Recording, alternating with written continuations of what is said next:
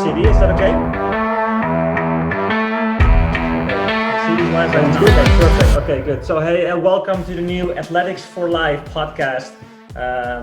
I'm actually pretty nervous for this one because we have two guys here today who actually inspired us to start this new project. So we got the Globetrottin ADs over here, Matt and Nick, and we're very honored that you guys are willing to take some of your time here to share that with us and to discuss some interesting topics. So thank you so much, guys, for being here. Cool. Yeah, pleasure to be here. Yeah, you're welcome. It's great. So let's get started. Would you share a little bit about who you guys are, your background, and then we'll get into the Globetrottin ADs. Sure. Matt, you want to go? Elder statesman. Yeah. So right. I'm originally from the U.S., from Akron, Ohio. This is I believe it's my 26th year in education. So I taught for a number of years in the States as a PE teacher, mostly in the elementary age levels. Did some coaching as well. And then in 2001, my wife and I moved overseas, and we ended up in Latvia, in Riga, Latvia. And we lived there for about 6 years or so. And then after a year in the States, we decided to come back overseas, went back to Latvia for a couple more years. And then we've been in Budapest now since 2008. And so I'm currently the athletic director here. I've also taught some PE classes here at AIS Budapest, and been partnering up with Nick for the Globetrottin ADs since January this year. So we're approaching our 1-year anniversary. So it's been a lot of fun. A lot of learnings have taken place with that, but it's been a great way to connect with other folks and spread the good word of what's happening in international school sports and activity programs. Yeah. Cool. Well, I'm Nick DeForest. I'm a Canadian from right near the border, Niagara Falls, and I went to college in the States, played some baseball, and then had a coach say to me, hey, do you want to go to Vienna for a year and play and coach baseball there? And I thought, well, yeah, this was 1999. I thought, well, couldn't believe there was baseball in Europe to start with. And, but I thought, why not? Why pass up the chance to go for 1 year? So 1 year turned into 20 now. A lot of things happened, obviously, in that time, married and kids. And this is my 16th year at AIS Vienna. Awesome school, awesome colleagues and boss, and just a great place to be. I am the assistant director of the events office. So we do athletics and activities and all sorts of other fun stuff at school. Keeps us always busy. And like Matt said, since since January of this year, we started the Globetrottin ADs, which was just going to be a podcast, right? This was all before COVID. We thought, every couple of weeks we'll get a friend on the phone and do a podcast, and then bam, it just exploded into conferences and connections all over the world, like you guys. So it's been really great way to connect, like Matt said, and learn from everybody. That's awesome. On my end, the video is a little slow, so I'm hoping I'm coming through clear for you. When you started, did you just start it as kind of like a passion project, or what are your goals with the Globetrotting ADs? What are you trying to do with your show? Yeah, definitely passion project, and still is. We're not earning anything or want to earn anything. We just want to connect people and make ourselves better in the process. But we realize that we're so spread out around the world, like where you guys are to us. But we're so similar. We can learn and grow and should grow. It's not like in the U.S. where there's maybe 10 ADs in the same city, in every city. We're so spread out and so unique. We really needed a forum to connect and hear from each other. Yeah, and you guys just started since January, Nick and Matt. Just in January, and then it really got so big in such a short time, right? Wow. Yeah, what happened was Nick came up with the idea, which was incredible, and we were actually last year in December, we were at the NIAAA conference in Washington, D.C. And Nick had mentioned this to me and asked me if I wanted to get on board. I said, sure, absolutely, because Nick and I have been fortunate to collaborate on a lot of other things through CISA, our regional association, with from organizing softball tournaments to league meetings to professional development for these associations. So I was like, sure, why not?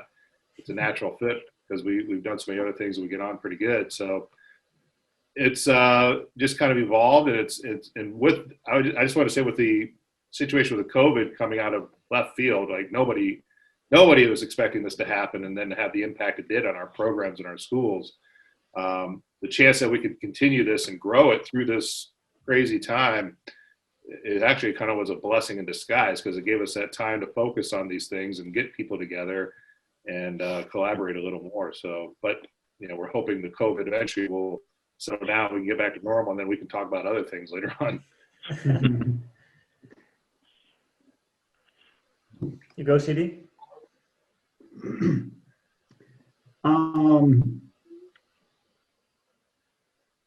Sorry, I'm just having a brain fart. Okay. You guys there's a little delay, but overall so good. With your current jobs, you're both ADs at your respective school. What are some of the challenges you face, maybe on a yearly basis, in growing your programs and developing your programs? From the sounds of it, you've both been where you're at for a decent amount of time. And so hopefully by now you've got a pretty solid base, pretty solid thing going. But what were some of the challenges that you faced maybe early on in growing your program and the way you wanted it to develop and what it is now? I have a easier answer. I think Matt can have some time to think, maybe, because I stepped in. There's a great, my boss is great, Andy Harrison. He's run a great program here for over 20 years. So it wasn't a situation where we had to change things. It just constantly improved. So that's where I'm looking at always, is little things, constantly every year, not staying the same, whether it's coach evaluations or signage, things to show the kids and show the community that we're constantly doing something. We're constantly trying to get better. We're not just, we do everything we can and we're sitting back and watching that we're constantly improving. So yeah, that's the yearly occurrence for me. Mm-hmm. Yeah, for sure. And yeah, for me, along those same lines, there's always room for growth and improvement, no doubt. And it could be a little thing you implement each year. You never know what it could grow into or change and have an impact that's positive in your school. For me, a big adjustment or challenge that I faced when I was coming to Budapest, my last school was a much smaller school. We were about 225 students, and I was kind of doing a little bit of everything there. I was athletic director, I was PE teacher for K through 12. I was running the activities program, the whole school, student council rep, all coaching, all kinds of different stuff. And it was great. It was a lot of fun. So when I came to Budapest, it's a school that's at that time was about 850 kids, so almost 4 times as big. And that was stepping into a job where it was more managing a program that was already in place and trying to keep up and understand everything that goes along with this size of a program. So it took me, there was an adjustment period for sure, coming from a large school or a small school to a large school. But I think over time I settled in and did okay with it. But just like we had said earlier, there's everything changes throughout the school year, and every year brings a new challenge. So it's kind of finding something that'll keep things fresh in your program and bring some new excitement. We're always trying to look for those things and just make it a little more organized and easier for folks to understand what it is we're trying to do in our sports program. Mm-hmm. Matt and Nick, what are some of the projects coming up that you guys organize through the Globetrottin ADs? Could you talk a little bit about that? Sure. That's a big one and a bit of a change for us. It's a student-led conference coming up in February. And, we realized through the COVID time and summer and everything, we've had some great PD for each other, for coaches, for ADs. And we always talk about how we can get better and serve our students in a better way. So we thought, hey, but we haven't included any students. So that's what this conference is for, really, to include students, get their point of views, hear their voice, So yeah, student-led conference, they're going to be presenting on topics that interest them to students from around the world that are interested. So it's, I think it's a great way to connect our global community of students, just like we've been doing as ADs and coaches. Yeah, and given schools' current situations, I think who knows what's going to happen between now and the time that conference happens. But I think it'll be if kids haven't had a chance to connect with other kids from other schools, which has been the case for sure for the last almost a year now. I think that's going to be a welcome opportunity, because we usually get those opportunities throughout the school school year with our various inter-school competitions, our end of season tournaments, and other activities like the Knowledge Bowl. Like those all involve a travel component, a housing component, and then there's always some kind of social or cultural event tied into it as well. So we're not getting those things right now. So I think when this rolls around, it's going to be almost like an oasis in a desert, so to speak. I think kids are going to get really excited for it, and I know teachers are going to be up for it. So I think it's going to be great once it takes place. It'll be needed. Yeah. Is it focused on student athletes, or is it students in general? Any topics is okay? Is it specific or? Well, we definitely wanted to focus on student athletes. That's what we're kind of around all the time. But I think, like anything, if you're talking about leadership, things like that, any student will take some value. I think a lot of the kids will use athletics as an example, but whether it's something about time management or nutrition, it's applicable. Motivation, leadership, in any way. But we definitely wanted to have the focus, at least for the schools, on their athletes. And how the schools use it. It can be totally different. Each school can decide. You may just want to pick, let's say, your top 5 athletes and give them this bonus of being involved in the conference, or you can include all of your student athletes, or even all of your high school students. It's really up to each individual school of how they want to use it. Yeah, I pitched it here at the International School of Ulaanbaatar, and I got 6 kids involved. They all play sports, high school sports here, and 1 teacher. And we're gonna sit down next week. That was the plan, but we'll see. Maybe virtual to get a plan together to brainstorm. I think it's very important for our kids to make a connection with Mongolia and to share something about our sports culture here. So we're going to definitely join you guys in that virtual conference. That's a great opportunity. Kids are very excited. So thank you for that. Great. You're welcome. And, we really hope it's just the start of something, like this. A lot of the questions I have are, what's this about, or how do we do that? And, it's the first time. So we really hope this is just the start of something that kids then can count on. Maybe not on on a yearly basis of they can make projects, use it for their IB, for their CAS project. It's not just a one-off random thing, that it then builds momentum. Okay. Yeah, most definitely. I've got a couple kids that are interested as well. I don't know if they'll be putting together any presentations, but definitely just kind of connecting.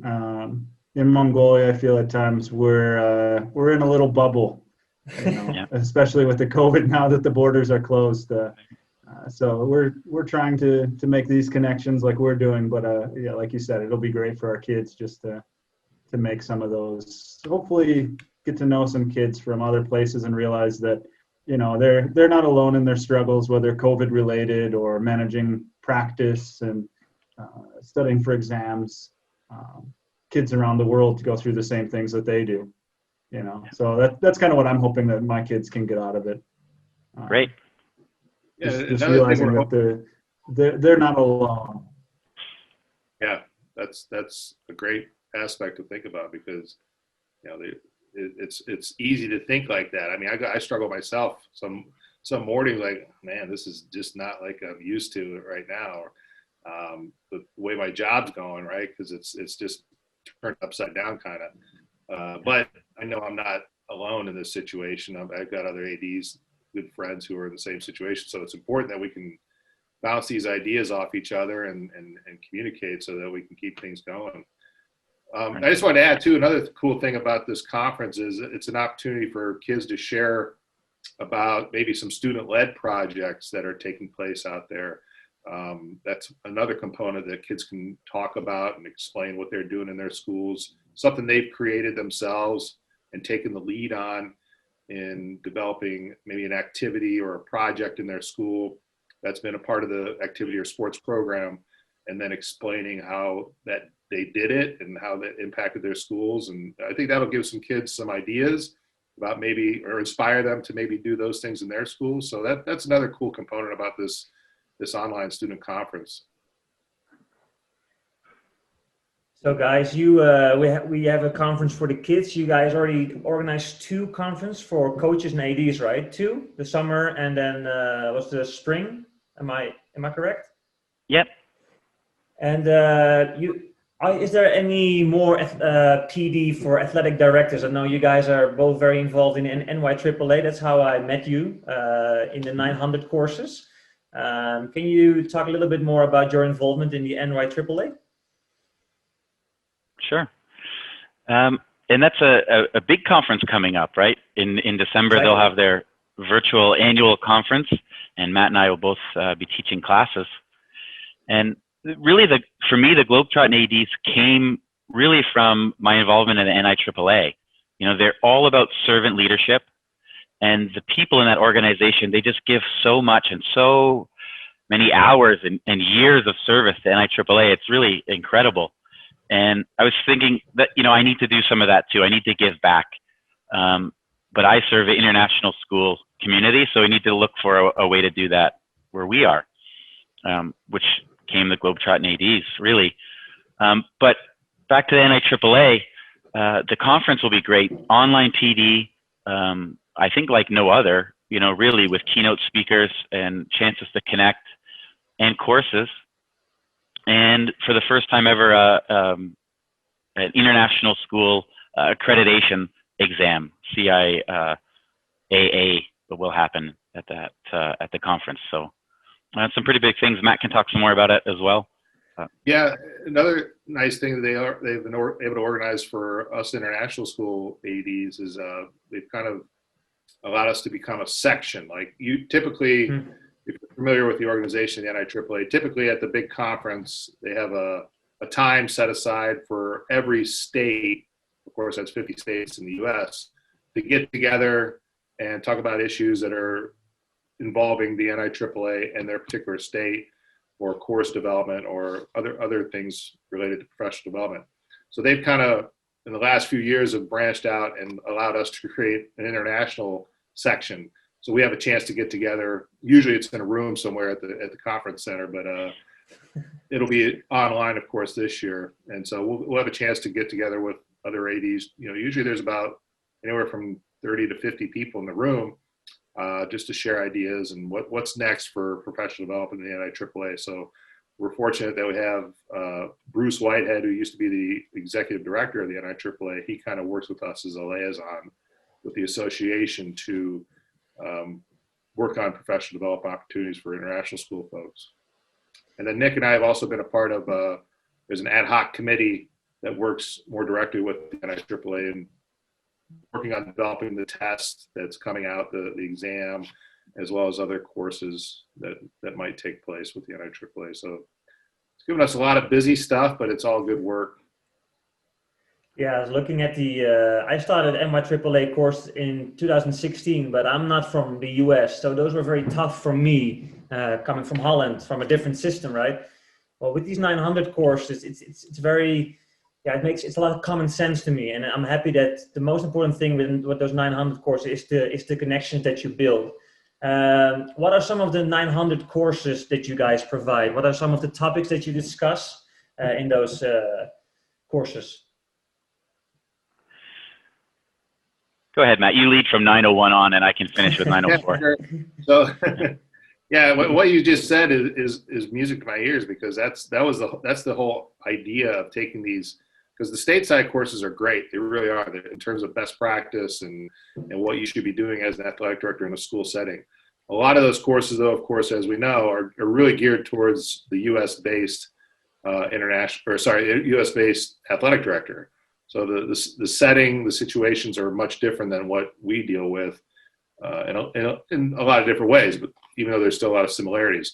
So the fact that the NIAAA was flexible enough and resourceful enough for us to work with was great, because that was the whole idea going into it. We want to take these classes that they have and treat them and adapt them so that they could be more applicable for the international school athletic director. So it's been a great relationship in that way. They've allowed us to do that. So with the 900 courses, the 901 is an introductory nuts and bolts type course, which is an introduction to international school athletic administration. So you're going to learn about what an athletic program looks like in international school, what makes it different from a stateside version, and ways you can use best practice within your school setting. So that one's been pretty successful, because we've had a lot of international ADs take it, but we've also had a lot of stateside folks who are always interested in what we're doing overseas. And so they want to know a little more about it. So we always get a handful of those guys that will take the course at the same time we offer it for the international people. So that's interesting. And then go ahead, Nick, you want to go about 902? Yeah, 902. Sure. 902 really builds on 901. It's called Principles, Strategies, and Methods. So it gets a bit more in-depth. Conflicts, communications. Like I said, a lot of the common sense things, if you've been in the job, but still always something to learn and take from. It's just really more in-depth from 901. Yeah. The 903 is a philosophy-based course, so we go in more depth about the philosophy of your program within your school setting. How does it match up with what your school philosophy is? We talk about stakeholders within your school program and how you relay the philosophy to them, your coaches, your parents, your administration, and just, always working towards best practice and trying to implement educational athletics in everything you do. So it really goes right down the line of how you run your program on a day-to-day operation, a season-to-season operation, and implementing your philosophy throughout. Yeah, and then the last one is 904, and that's, to me, the most important and interesting course. It's about child protection and risk management. So it's about 50-50 split. We talk about, why we have risk, why we can't eliminate all risk, why it's good, and why it's bad, obviously. And then we get into child protection, about tips and strategies to improve the school community and focus on child protection. Both have case studies to dive into and use some real world examples of things that have happened in the past. So it's a hard topic for some, but very interesting and important. Those are the 4 right now, and some more are coming slowly but surely. I think after the exam now is out there, that'll be the next step for the International Committee to get some more courses out. Well, that sounds great. I went through most of the U.S.-based ones where they're looking at law, and it's very much U.S. focused. And I'm from the U.S., and so I understood where they were coming from on a lot of it. But some of it, a lot of my responses would have to be, well, this particular law doesn't apply in Mongolia. If I ever go back to the States, this is what I would do. Sure. And some of the questions that you respond to. So it's great that this international courses are going to be available with more of a focus on the day-to-day that we have to deal with and some of the challenges that we face. Yeah, especially those 900 course. Sorry, guys. Can I continue? Yeah, sure. Go ahead. Oh, sorry. just those 900 courses. I've done a few other courses from the NIAAA, and they were hard to go through for me personally. Not also the online ones. I think the international ones, they really try to relate and try to connect people. Those 4 hours, they fly, they're done, right? And it's tough for me being in midnight here and a lot of breakout rooms, sharing, and that's key, I think, the connections, because hopefully all of us, we learn something from it, but most of it we should know. So the connections that I got out of those courses are very valuable. I met you guys, and I met so many people. I met Douglas Kilgore. He's been great on our podcast, and he was our guest speaker for our conference. So that's great stuff. That's the most valuable. Yeah. And you mentioned Doug, hot off the presses. He's the newest Hall of Fame member for the NIAAA. He's just will get inducted this year. Yeah. Wow. So Doug's great. Yeah, he did a video for us for our. We had a Coaches for Coaches Mongolia PD. We organized it, and we asked Doug to do the opening speaker, and he had 2 cameras, and he made a massive show out of it. So people really enjoyed it, and it was great.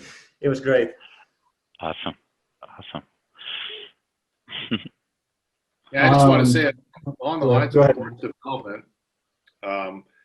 We have 4 courses in the book now for the NIAAA, but hopefully a 5th one will be coming along. And we're always looking for new ideas. So there's an AD out there who's interested in a topic that you think could be worthy of creating a course out of. They're open and they're going to be supportive. That's what's another great aspect of the NIAAA. They're going to give you an ear and hear you out. And then if it sounds like it has some traction, they're going to help you out with making that a reality. So, hopefully we'll get some other folks who'll be interested in developing another course, and we get a 5th one coming down the road soon too. Cool. So what do you guys think are the benefits of doing those courses and to get the certifications? Because there are 2 now for the international crew. Can you talk a little bit about that? Obviously they're not needed. No school, at least right now, demands it, obviously. But it's really good to have because it's things you should know, like you said, Jeff, right? But you may have forgotten. So to sit and go through a course and write down and take notes and then have that to look back on, because you get resources with it and to look back. I think it's, even if it just solidifies things that you're doing at your school, maybe you're doing those things already, but it just shows that, that is the right way. That's what people around the world are doing. So that's good to have to know, for your program, but also to have it on the resume, talk, especially if you're changing schools. Look, I do professional development. I'm trying to always get better. Those are the key things for me. Yeah. And I like taking the opportunity to actually educate my administration about what I'm doing, but also hey, this is what we should be doing in a school. Cause especially internationally, you get so many administrators coming from all over the place, and everybody has a different background and different experience when it comes to school sports programs. So knowing that I know what's best practice from working with the NIAAA and working with other ADs who've been in it a while, there's been some moments where I've opened the eyes of my administration, and I think, they're better off for it. The school's better off for it. I look great, but it's I think that's a valuable tool for anybody, because you're always going to make your school better if you're doing best practice and what others agree are saying that, this is what your school program should look like in terms of sports and activities. And which two? ECD, you go. That's great, because speaking of talking with administration, at my previous school, we had quite a few talks about, what certification is there for athletic directors? Are you qualified? And just reaching out to some of the ADs that we play against in Mongolia, in China, none of them had any certification or, a specific course or degree that allowed them to be an athletic director. So that's where I just started doing research, found the NIAAA and that route. And, even that, it's not a mandatory requirement. But like you said, if you can have those conversations with your administrators and show them that you're growing, that you're, willing, that this is the best that's out there as far as, certification for an athletic director. And so now that there's that international component that really helps to just prove to your administration, wherever you are, that you're on the right path, that you're doing the right thing, like you guys have mentioned. Absolutely. It's a win-win. Mm-hmm. So there are 2 courses out now, 2 certifications out there right now, guys, right? Yep. For the international crew. Which 2 are those? Which 2? Right. That's the let's see. Get the first letters right. RIAA is the first one, and that's let's say the easy one. You just take the first 2 courses, 901 and 902. No other requirements needed. And then the next one is the CIAA, Certified International Athletic Administrator, and there you need 5 courses. You need to be employed as an AD. You need to have experience as an AD, and then you have to pass an exam. And the exam that we mentioned is the newest part. It's just been finished. It'll be given in December for the first time, online with ProctorU. So you'll have to, I think, show ProctorU that you're not cheating. You don't have anything around your desk. But yeah, then if you pass that, then you're a CIAA. And that aligns totally with what the NIAAA has for the US based ADs. They have a similar system. And then after that would be the CMAA, which is the master. And as of right now, there's no talk of making an international one, because that's just based on a project, coursework and a project. So, you can do your project on anything from wherever you are. So those will probably be the only 2 international certifications. Yeah, and they have a few 25 practice questions now on the NIAAA for the CIAA examination. And yeah, so I tried those. How'd you do? I did okay. It's the 504, which is that's the tricky one. So luckily I did that one online, so I can do it again. I could just watch all the videos again. But that's a tricky one for me, being not from the US. Sure. The 900 questions are, sometimes you doubt a little bit, right? But they were okay. They were doable. But the 504 is a tricky one. Well, I think, Matt'll agree, I'm sure, but we'll have to study up as well, because we have to take the test like anyone else, even though we're a part of writing the questions. So tell that to ProctorU, yeah. yeah.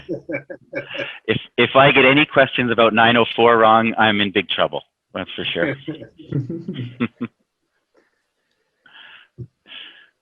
And at the virtual conference day, you guys gonna do the 900 courses for those people interested, right? And they're open for coaches, ADs, for anyone, right? Yep. They are, and we just had a meeting about it with the guys in the office in the US, and as of right now, there's 20 people signed up for each one of those courses. Wow. So some great numbers, and people signing up to take the exam. So pretty pleased about it, because we have offered it online, as you mentioned, a few times since the lockdown, but still having 20 people as of the middle of November signed up is fantastic. Oh, that's great. So guys, we're going towards the end of our interview, and Celia and I started this podcast really because you guys inspired us to do this, and also there's a need here in Mongolia to teach each other, to learn, to inquire about the educational-based athletics philosophy. We are still learning, and in our podcast, are there any tips and tricks for us and for people in general who want to start something similar? Matt, you want to go? For starting a podcast, yeah, I think it's just thinking about what's your target audience, who do you want to connect to, who do you want to reach out to spread your message and get people to think and get people to maybe be creative in their approach to what it is you're trying to get across. So it's a challenge, but it's just put some hard work into it. I think it can take off, no doubt. Yeah. And I think just basically to do it, you have an idea, just start, don't worry too much. Technology is amazing. You can do everything online if you need to, and just start. It's, it doesn't have to be a big thing. Like Globetrottin ADs is getting a bit bigger than we thought it would, and that's great. But it doesn't have to be. You know, you just want to start something just for your school, just for your country or your region. You know, like you guys are doing. Just go for it. Give it a shot. Worst case is you give it a try and you don't like doing it, so you stop. You know, it's worthwhile. It's a worthwhile venture to connect people, share your voice. You know, whether you're a student or, you know, a coach or an AD, there's not too much going on in the international world in that regard. So it was pretty cool to see that you guys started something, and you know, it's really nice that you've invited us on and started because of what we've done. I think that's really cool, and I hope more people do the same.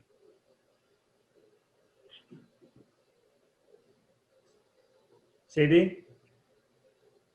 No, that's great. And yeah, I just want to thank you guys for coming on, giving us your time. You know, it is pretty awesome, even in the world now with COVID and the shutdowns, that, you know, we're able to connect with people all around the world and, you know, find a time that works to sit down and chat about what we do, and why we do it. So just again, thanks for your time. Thanks for sharing with us about Globetrotting ADs and about the 900 courses at NIAAA.